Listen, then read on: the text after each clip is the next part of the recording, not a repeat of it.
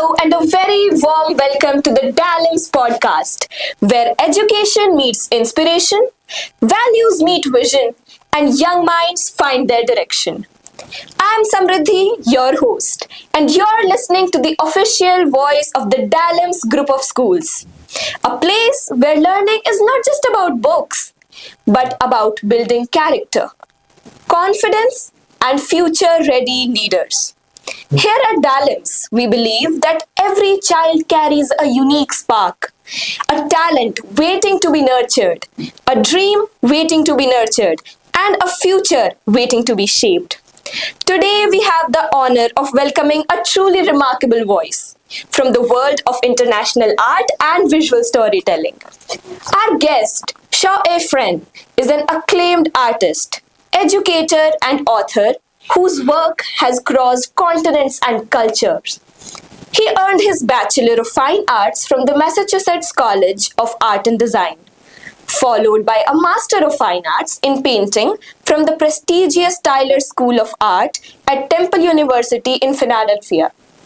His artwork has been showcased in both solo and group exhibitions across the United States, France, Germany, Italy, and many other countries, earning critical praise from leading publications such as the New York Times, the Washington Post, the Boston Globe, New York Arts, and Art New England. Beyond the canvas, he is also the author of two influential books, 100 Boston Painters and 100 Boston Artists, celebrating and documenting the creative voices of one of America's most vibrant art communities. We are pleased to have you here, sir. It's a pleasure and a privilege. We would request you to start, just give a brief introduction about your artistic life, how you started with arts. I started at the age of 13 or 14 because I could not put in words what I was feeling inside of me. I couldn't express it in the written language or in the spoken language.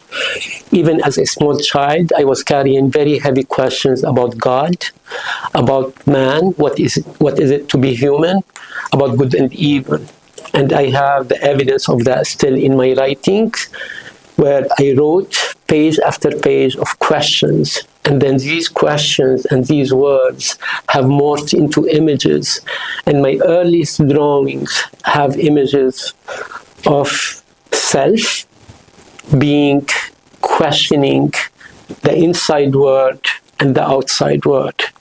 And when I look back at my childhood, I feel that it has been nurtured by a very big devotion to the spiritual. I grew up Catholic, and I was Catholic to the bones. I wanted to be a priest, but then I found that it's not my calling. And slowly but surely, the art has evolved into what it is now. And I want to say, I genuinely believe in my heart that my art is very spiritual, because it is a voice for peace, and it is a voice for human dignity and human rights. So what is very striking in your biography is like your movement from Lebanon to America. So what caused this movement? Please highlight that. What caused the movement, in one word, is war. I left because of the war. The Lebanese war started in 1975. I lived in the war for 6 years before coming to America, and the war lasted while I'm doing both my bachelor and my master's, and officially it ended 2 years after finishing my master's. So having the consciousness of what's happening at home, and in those days, in the early 80s, we didn't have cell phones, we didn't have anything, and there were months where I didn't know if my family is alive or dead. So you can imagine how much that has influenced the young mind of someone who is trying to make sense of all the things that are happening around me. And the war lasted for another 25 years. And I can honestly tell you, if it wasn't for this personal experience of injustice, of division, of hatred, of destruction, I wouldn't be here now. Because it's not an intellectual or academic pursuit. It is something that I live with my blood, I live with my tears, I live with my prayers and hope and aspirations. That was such a beautiful way to put it, sir. Thank you. And I want to ask you that do you feel you belong more to a place, a language, or a history? I genuinely can tell you that as a professor, I can answer this question, and if you allow me, Yes, sir, sure. many of my students come from different cultures. Like, for instance, I remember very strongly a student from Iran, Muslim, living in America, very liberated woman. And she told me every time I go to Iran, I have to put the hijab and show nothing but my eyes. And in her drawing, you see the power of art.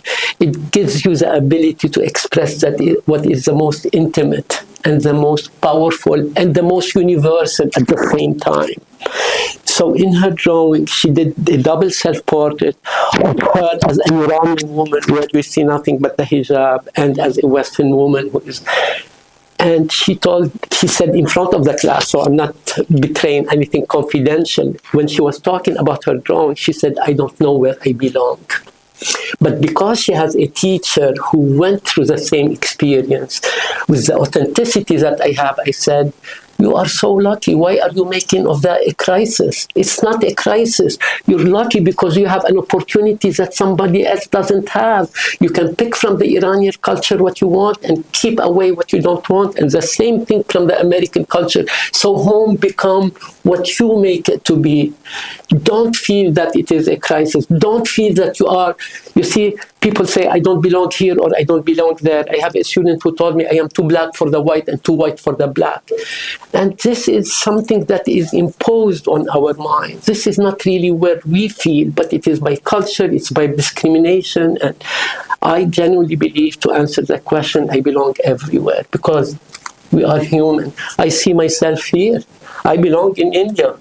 I belong in America. I belong in Lebanon. I belong with every community because I see the human wherever I go.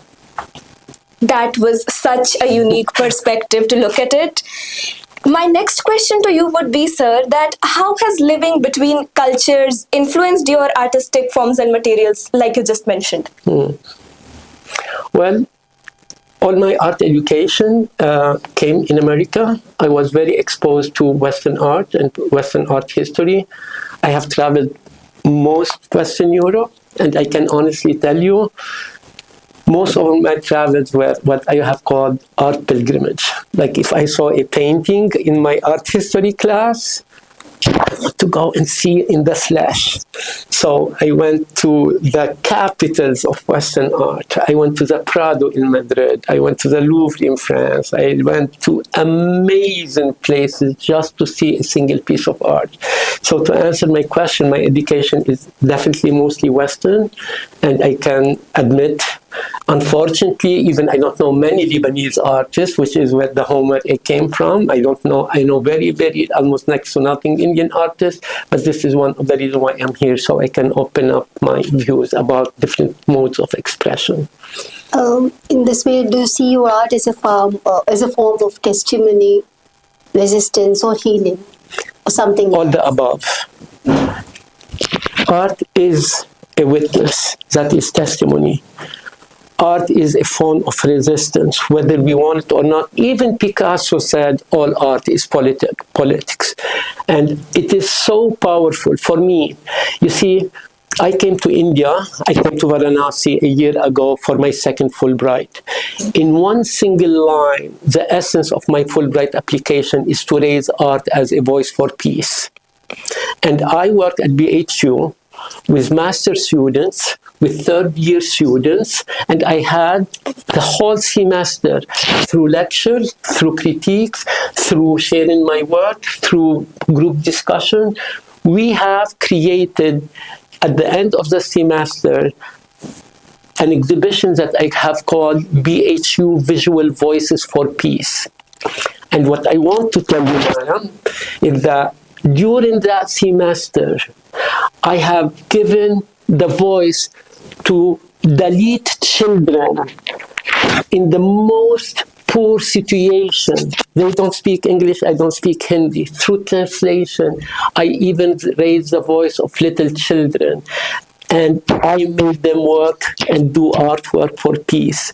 And I swear to you, some of the greatest highlight of my stay in India is little children, about maybe 20 or 24 of them, holding their drawing, and I told them to repeat after me, "We want peace, we want peace." And they know that despite their poverty, despite of everything that they're going through, that there is someone who acknowledges that you also have a voice for peace.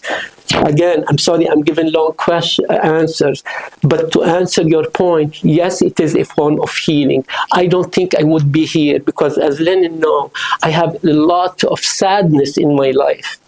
I have sadness that people can look at someone else and say, "Oh, you're dark skin, you're light skin, you're different religion, you're different caste, you're different privilege." I don't care if you're Muslim or Hindu or Christian or Sikh or any religion. If your religion is used as a divisive factor, get rid of it. That is the opposite role of what religion is. And I am so sad that we are really sliding, if not free falling, into a world where we are globally going into divide and conquer for certain people to have their political gains. And that is why I say it's healing, because if it wasn't for my painting, I don't know what to do with all this anger that I have. And the anger of people who are not learning from history. Come on. It's a rule that has been used for hundreds of years, divide and conquer, and as soon as you touch it, are we brainless to really fall into the same pit again and again? That is why I say it's all the three things that you have mentioned. Thank you so much, sir. That had really given me a perspective to look at art as not just a hobby, but as a meditation, as a prayer, as something that you can look forward to every day in order to heal yourself. That's right. And taking inspiration from what you said about you belonging everywhere, of humans belonging everywhere, all the human beings, all the living beings, animals, birds, they all have a common point in their life, a home. So is home something you can return to, or like something you've had to reinvent? Home is inside of you. Home is your perspective. Home is your attitude. I swear to you, and I'm not saying that lightly I don't say things lightly. If I don't mean it, I don't say it. I feel at home in India. I told Lenin, please find a reason for me to come back. Why? Because I feel alienated here, because I feel I don't belong here. So I genuinely feel sometimes, I hope in everybody's journey, wherever you go, you feel, my God, I belong to this humanity. Right. I belong to this body that is so sacred and so beautiful, but we are making it so ugly and so divisive and hateful. I've seen it everywhere. I want to go back to that question. Where is home? Is home Lebanon? No. Is home America? No. Is home India? No. But that is what I have said to many of my students. Wherever you go, you make that home. And I honestly can tell you, I have a family in Turkey, I have a family in France, I have a family in America, wherever I go, here's family for me. I make family wherever I go. And that's what makes home, the people that you are with. Right? Right. That's Thank the you so vision much, of sir. a true artist. Yes. What? That's the vision of a true artist. Art has no boundaries, no caste, no religion. It's global. But having witnessed human rights violation in Lebanon and in different contexts, what similarities do you see between the war-torn Lebanon and the systematic struggles in America? What are the similarities? Well, unfortunately, even though we have in our constitution the separation of state and church, it's really becoming to the forefront as a tool to divide and conquer. I grew up Catholic. I do not call myself Catholic now. I have understood the spirit of Christ as a spirit of empathy, as a spirit of compassion, as a spirit of love and forgiveness. And he said it very clearly, people will know that you are my disciples by the way you love each other. So I'm telling you that to answer your question. The parallels that I see, which frightens me, between America and Lebanon, is that instead of America inspiring Lebanon to adopt the values and the principles that made America America.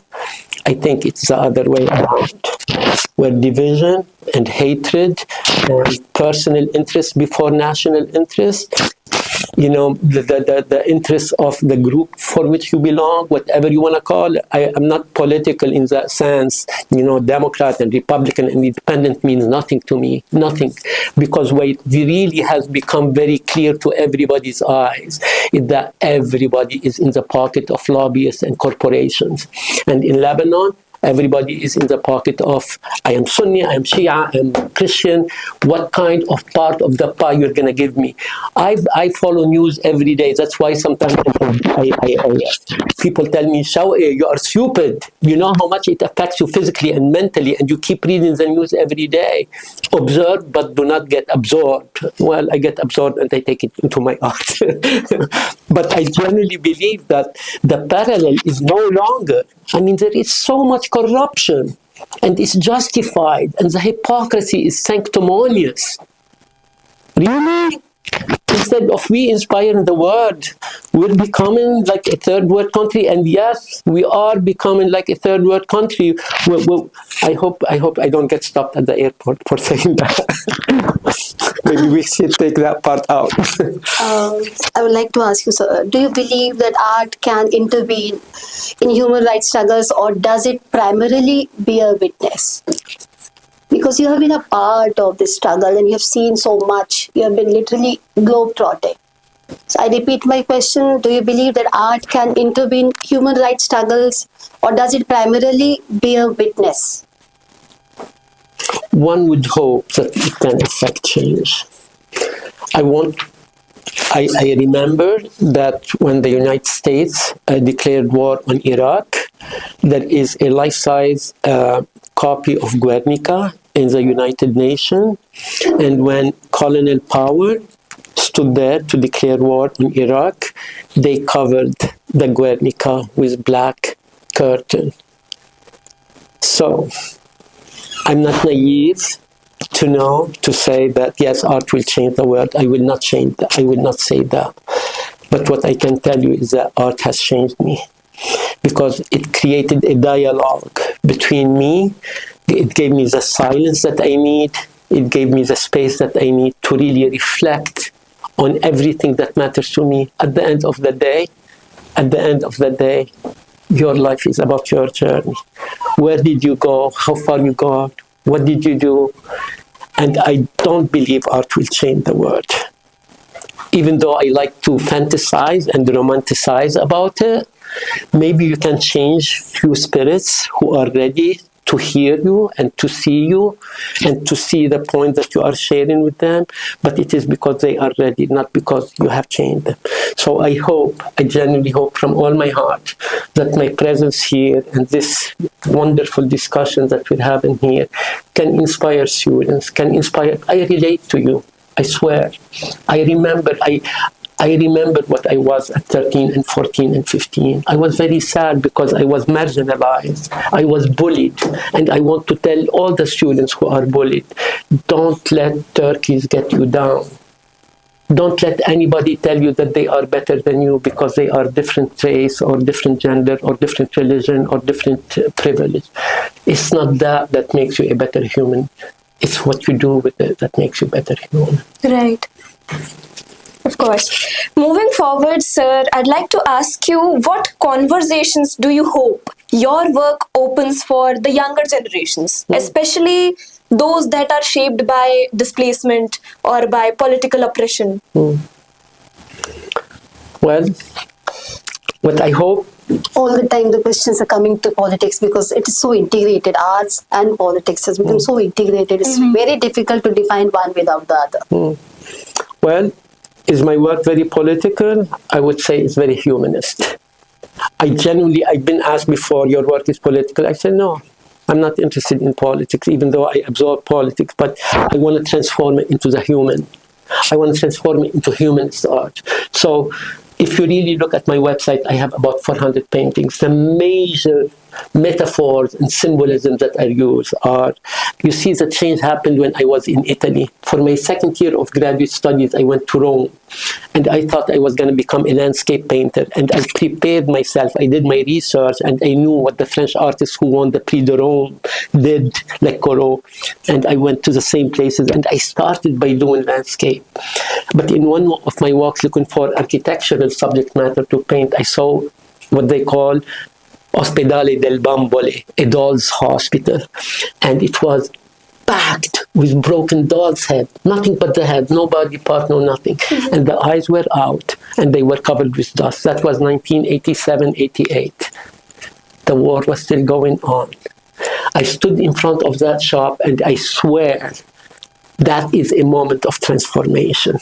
Because when I looked at those dolls, I saw the human beings in Lebanon tossed on top of each other, broken, marginalized, stepped on. And I remember I stood in front of that shop and I said, this is humanity, this is not dolls. And I painted from that window the entire year. I stopped doing landscape. And that was the moment where I changed. So the doll's head was a very powerful beginning. Then I moved to skulls. Then I moved to slaughtered animals. Then now, for the past maybe 3 or 4 years, I'm painting shoes. And the shoes, for people, they are a symbol of genocide. They are a symbol of over-consumerism. They are a symbol of throwaway culture. And when you really see little children lost between the shoes, what I hope, your students, your colleagues, people who come to see the show would ask, why is it like that? And what can I do to change that? That's what I hope they would get from looking at my work. For an artist, colors are the world. So when you started your journey, different colors mean different shades and different symbols for the artist.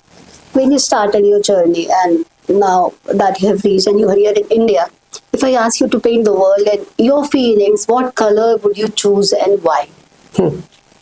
Well, yes, that's a great question. It's not only the subject matter that affect the painting.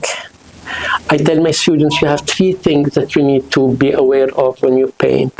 The what, the how, and the why. The what is landscape, figure, shoes, whatever it is, that is the what.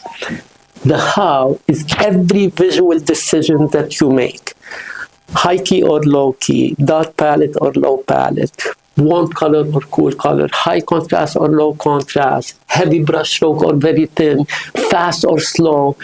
Every little decision that you make affects the impact of the psychological impact of the painting. Then the why comes. When you learn your basic and when you learn your fundamental, you can do consciously or subconsciously a decision about that is what I want because the dark palette will give that emotion. So how do I know this is true? At George Mason University, I put a still life and I have about 18 students painting the still life. When they finish, we put it for critique. And I make sure as the teacher that I tell them, I have asked you to be as objective in depicting what is in front of you. But I want you to see how subjective you are. And I swear, I take paintings that are done from the same still life, and I can show them how much this is quite. I tell them, I don't tell them, what are the adjectives? Give me one adjective that describes this. Give me one adjective that describes that. This is quiet, this is peaceful, this is loud, this is aggressive. Why? Because of the visual decisions that are made. They have transformed the scene.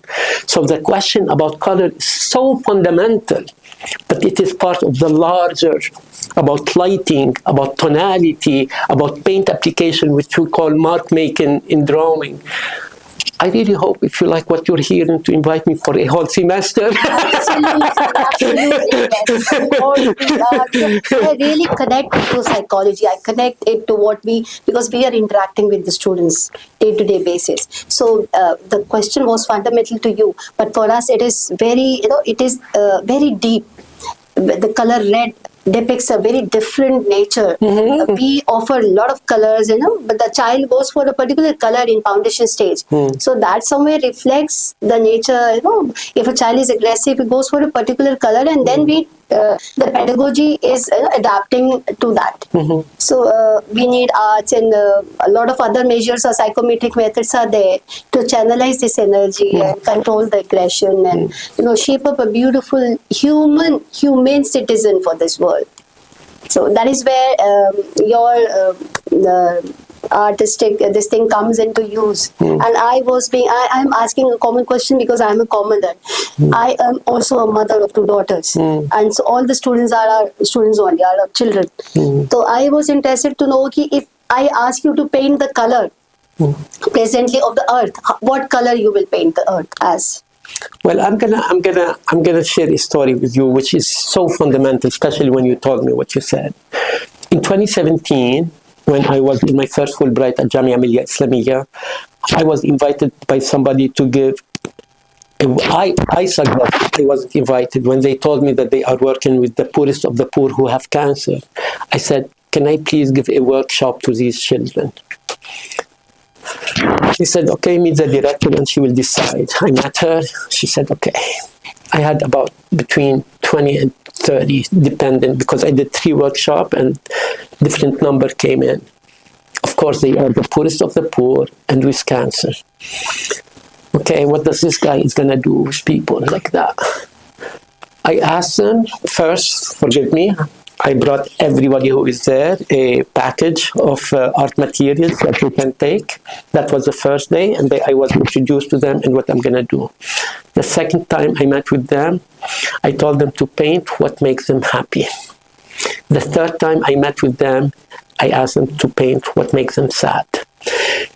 When they drew what makes them happy, they drew nature, they drew mountain, they drew the Italian flag, they drew sunshine, birds, bright colors. Yes.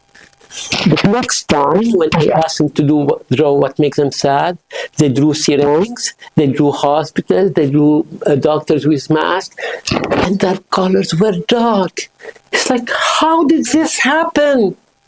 How did they know what color to use to make happy and what color to use to make sad? So to answer your question is that color is also maybe an innate part of our brain. Color is maybe innate to really associate.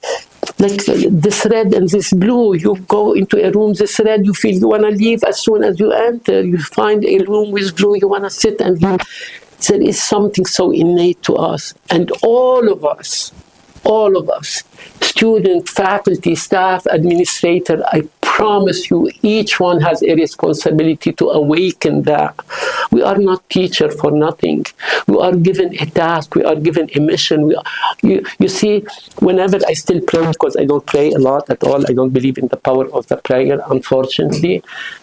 But it's unbelievable how much I see my calling for priesthood has become my calling for teaching and for art. Okay? I believe now that art is within all of us. Yes. And we just need to channel it in our way in order to change ourselves inside and out. Yes, you truly believe that. Thank you so much. You're very welcome.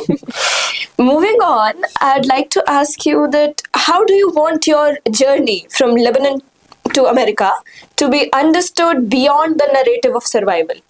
Beyond the fact that it was so difficult and so much was going on. Beyond all that. Well, to be honest with you, I don't think it was that difficult. I honestly can tell. If God asked me to live all my life all over again, I would do it. Oh my God. Which part of the world would you like to be born? Say that again. If God gives you the opportunity to be born again, which part of the world? I want to tell you, Nietzsche asked this question.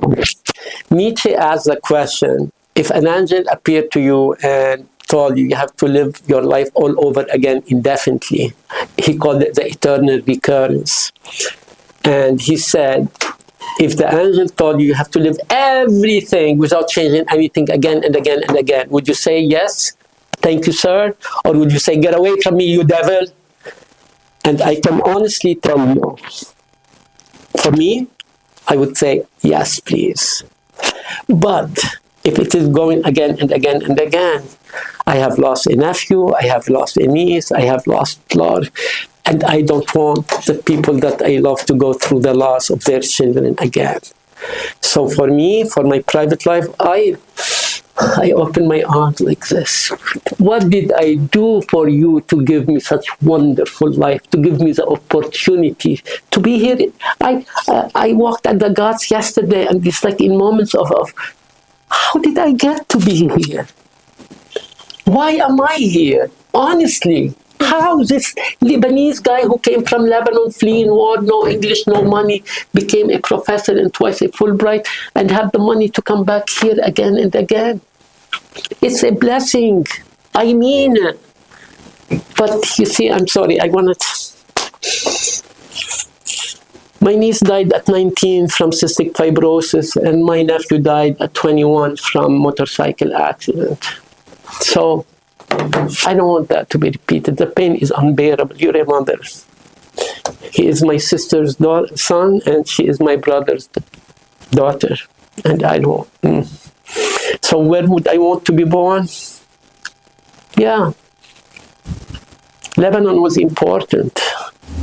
My grandmother was very important. I would do it again, but without that. We'll conclude this podcast with one last question. Your message for this generation, this Gen Z, which is moving at a very fast pace. They have no time for human things and arts and culture. Your message means a lot for us. Over to you, sir. Well, what I want to tell you guys is that I have nephews and nieces and grandnephews and nieces who are spending more time here than they are spending here.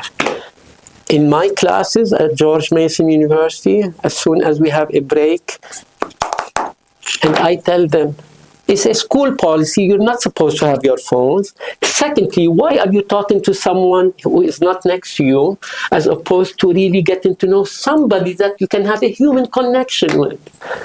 So my message to that generation, God help us, because especially now with the introduction of AI and finding quick answers and not doing the research and not doing the work and not having any sweating happen because everything can be offered to us by a click of a button. Is this the kind of world you want to grow in? Is this a person you want to become? How you're going to grow if the answers are given to you without you really deeply searching for the answer? And again, everything that I read about the psychology of it, unbelievable psychological problems because of this, because of Facebook and social media. Some of the loneliest people would, why?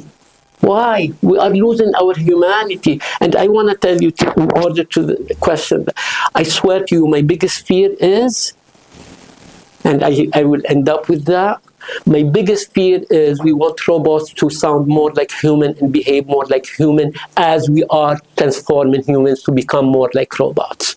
That's how I feel. Thank you, sir. That was so inspiring. That was so insightful. It was lovely to have you with us, sir. And I believe that all our listeners must have found something or the other to take from this podcast, something to ponder about, something to think upon, something to change about themselves. I learned about striving and at the same time thriving as well.